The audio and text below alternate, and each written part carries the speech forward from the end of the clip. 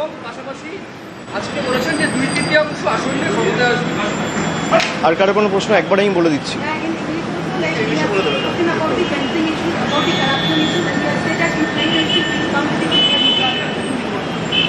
আর কারো কোনো প্রশ্ন নেই?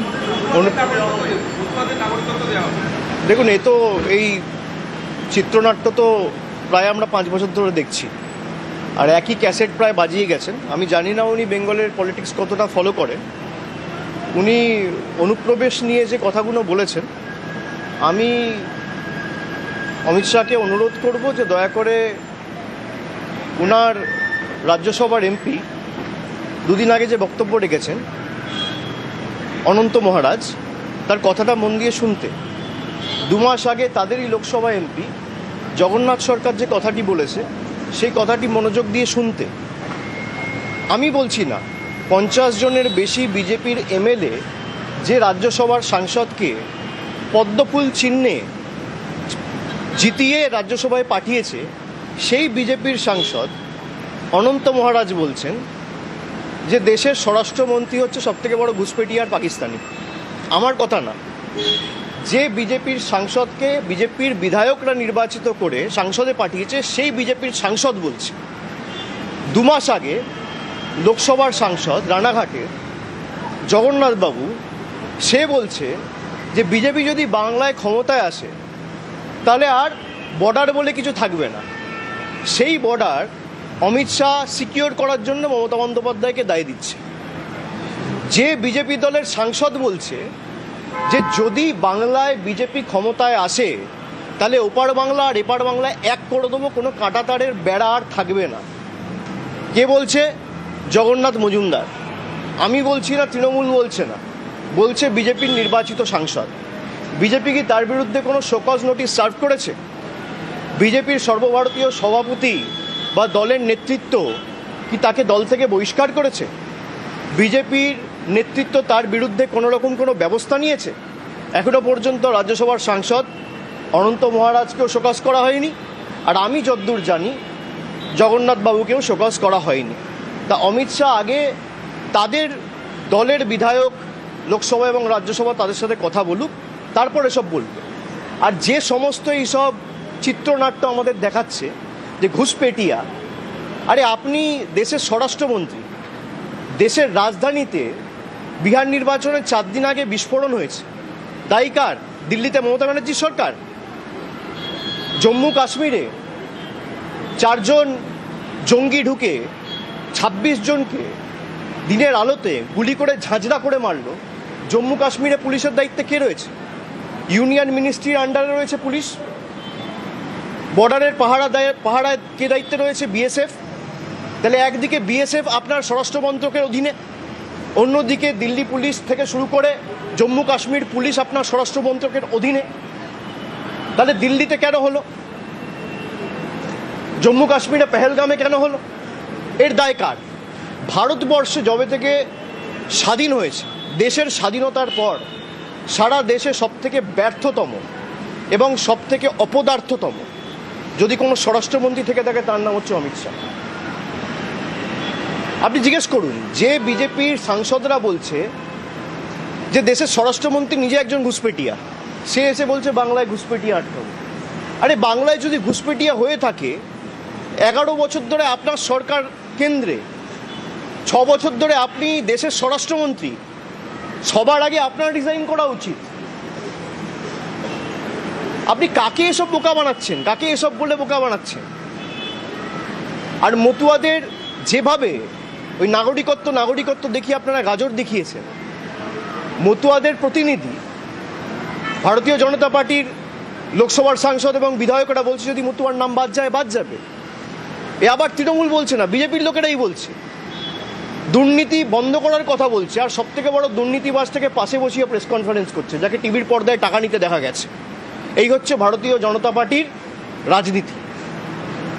যারা বাংলাকে অপমানিত করেছে, উনি গুয়াহাটি থেকে বাংলায় এসছে কালকে ফ্লাইটে।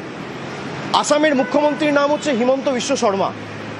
তিনি 2 মাস আগে বলেছেন যদি কেউ বাংলায় কথা বলে তাকে ধরে ডিটেনশন ক্যাম্পে নিয়ে যাও, জেলে ঢোকাও। আপনি হিমন্ত বিশ্ব শর্মার বিরুদ্ধে কি ব্যবস্থা নিয়েছেন? বাংলার ইতিহাস জানে না। রবীন্দ্রনাথ ঠাকুরকে আজকে বলেছে রবীন্দ্রনাথ সান্যাল। রবীন্দ্রনাথ ঠাকুরের জন্মস্থান জানে না। এদের নেতারা মা দুর্গার বংশ পরিচয় নিয়ে প্রশ্ন তোলে, ঈশ্বরচন্দ্র বিদ্যাসাগরের মূর্তি ভাঙে, স্বামী বিবেকানন্দকে বামপন্থী প্রোডাক্ট বলে। তাদেরকেই পাশে বসিয়ে অমিত শাহ প্রেস কনফারেন্স করে বলে সোনার বাংলা তৈরি করব। এই হচ্ছে বিজেপির প্রকৃত স্বরূপ। সুতরাং বিজেপি সম্পর্কে যত কম বলা যায় তত ভালো, গলা বিশ্রাম পাবে। গত নির্বাচনে এরা নির্বাচনের আগে পরিযায়ী পাখির মতো আসে। যখন বাংলার মানুষ 100 দিনের টাকা পায়নি, হা করে চিৎকার করেছে, তখন একদিন এসে মানুষকে রিলিফ দেয়নি। আজকে 2 মাস পর নির্বাচন, তাই হঠাৎ করে বাংলার কথা মনে পড়েছে। পরিযায়ী শ্রমিক, পরিযায়ী পাখির মতো। আজকে পরিযায়ী শ্রমিক থেকে শুরু করে বয়স্কদের যেভাবে হ্যারাস করা হচ্ছে এসআইআরের নাম করে, আজকেও একজন রামনগরে মারা গেছে, গতকালও একজন রানীবাদে মারা গেছে। রোজ সকালে একটা করে মৃত্যু সংবাদ। কটা বিজেপির নেতা সাংসদ গেছে এই মানুষগুলোর পাশে দাঁড়াতে? যারা মারা গেছে তারা ঘুষপেটিয়া, যাদের নাম বাদ পড়েছে। নির্বাচন কমিশন কেন এখনো পর্যন্ত তালিকা প্রকাশ করে প্রমাণ করতে পারছে না এদের মধ্যে কজন রোহিঙ্গা ছিল, কজন বাংলাদেশি ছিল? আজকে তো দেখলাম স্বরাষ্ট্রমন্ত্রী রোহিঙ্গার বাংলাদেশি নিয়ে কিছু বলছে না। এতদিন এসে খালি বলতো রোহিঙ্গার বাংলাদেশ। বাংলাকে অপমান করার যে চক্রান্ত, ষড়যন্ত্র, বাংলাদেশি বলে দাগিয়ে দেওয়া, বাংলাকে অপমানিত করা, বিজেপি শাসিত রাজ্যে বাংলার মানুষগুলোকে ধরে ধরে তাদের উপর অত্যাচার করা। 2 দিন আগেও আপনারা দেখেছেন দক্ষিণ দিনাজপুরের 2 জন যুবক আমার সাথে দেখা করতে এসেছে। একজনের নাম অসিত সরকার, একজনের নাম গৌতম বর্মন। একজনের বাড়ি তপনে আর একজনের বাড়ি কুমারগঞ্জে। ছেলেটা এসে আমাকে বলছে, দাদা আমি বিজেপির বুথ সভাপতি। আপনারা শুনুন, এটা ইন্টারেস্টিং। বলছে আমি বিজেপির বুথের সভাপতি। আমাদের লোকসভা সাংসদের নাম সুকান্ত মজুমদার। আমি বম্বেতে চাকরি করছি আজকে প্রায় 20 বছর। আমাকে মহারাষ্ট্রের পুলিশ ধরে নিয়ে থানায় ঢোকালো। আমি আমার বাড়িতে ফোন করে বউকে বললাম সুকান্ত দার সাথে গিয়ে কথা বল। আমার বউ গিয়ে হাউমাউ করে কেঁদেছে, একটা ফোন করেনি পর্যন্ত। মহারাষ্ট্রের সরকার বিজেপির, আর বালুরঘাট সাংসদের নাম হচ্ছে সুকান্ত মজুমদার। এই হচ্ছে বিজেপির প্রকৃত স্বরূপ। বলছে আমাদের একমাত্র দোষ আমরা বাংলায় কথা বলেছি। বিনা কারণে, কোনো রকম কোনো কারণ ছাড়া আমাদেরকে 7 মাস জোর জবরদস্তি জেল খাটিয়েছে। এরকম ভুড়ি ভুড়ি উদাহরণ রয়েছে, 1000-এর উপর কেস রয়েছে। আর সব বিজেপি শাসিত রাজ্য, হয় উড়িষ্যা, নয় মধ্যপ্রদেশ, নয় ছত্তিশগড়, নয় রাজস্থান, নয় দিল্লি, নয় মহারাষ্ট্র। অমিত শাহ জবাব দেবে? আপনারা সাংবাদিকরা প্রশ্ন করেন না কেন? মিডিয়া হাউসের চাপ আছে আমি জানি, কিন্তু প্রশ্ন করতে তো অসুবিধা নেই, প্রশ্ন করুন। যে আপনি রবীন্দ্রনাথ ঠাকুরকে বলছেন রবীন্দ্রনাথ সান্যাল, প্রধানমন্ত্রী বঙ্কিমচন্দ্র চট্টোপাধ্যায়কে বলছে বঙ্কিম দা, রবীন্দ্রনাথ ঠাকুরের জন্মস্থান চেনেন না, পঞ্চানন বর্মাকে বলছেন পঞ্চানন বর্মন। আপনারা কি বাংলা নিয়ে কাজ করবেন? আপনার বিধায়ক সাংসদরা বলছে মতুয়ার নাম বাদ গেলে যাক। আপনার লোকসভার সাংসদরা বলছে যে আমরা বর্ডার রাখবো না, আর আপনি সেই বর্ডার সিকিউর করতে চান। আপনি হোয়াইট পেপার রিলিজ করুন, কেউ তো বারণ করেনি। এরা ক্ষমতায় আসার পর নোটিফিকেশন ইস্যু করে যে বর্ডারে 2 কিলোমিটার 5 কিলোমিটারে এদের ক্ষমতা ছিল, সেটা বাড়িয়ে কোথাও 50 কিলোমিটার করেছে, কোথাও 80 কিলোমিটার করেছে। তারপরেও জঙ্গি হামলা হবে কেন? আর যার ব্যর্থতার কারণে জঙ্গি হামলা হচ্ছে, সেই আইবি চিফ বা আইবি ডাইরেক্টর তপন ডেকাকে আপনি 1 বছরের এক্সটেনশন দেবেন কেন? তার মানে এই যে ঘটনাগুলো ঘটেছে, আপনাদের কি কোনো কম্পালশন রয়েছে? কিছু তথ্য লুকানোর চেষ্টা করছেন, যে কারণে যাদের ব্যর্থতার কারণে মানুষ মারা যাচ্ছে তাদেরকে এক্সটেনশন দিচ্ছেন? আমার প্রশ্ন খালি এটুকু। আর বাকিটা আমি অনুরোধ করব, বাংলায় এসছেন, বাংলার শীত উপভোগ করুন, বাংলার রসগোল্লা খান। এমনি বাংলার মানুষ লাড্ডু দেবে 3 মাস পরে। বাংলার আলু পোস্ত ভাত খান। দিল্লির থেকে বাংলার হাওয়া ভালো, AQI ভালো।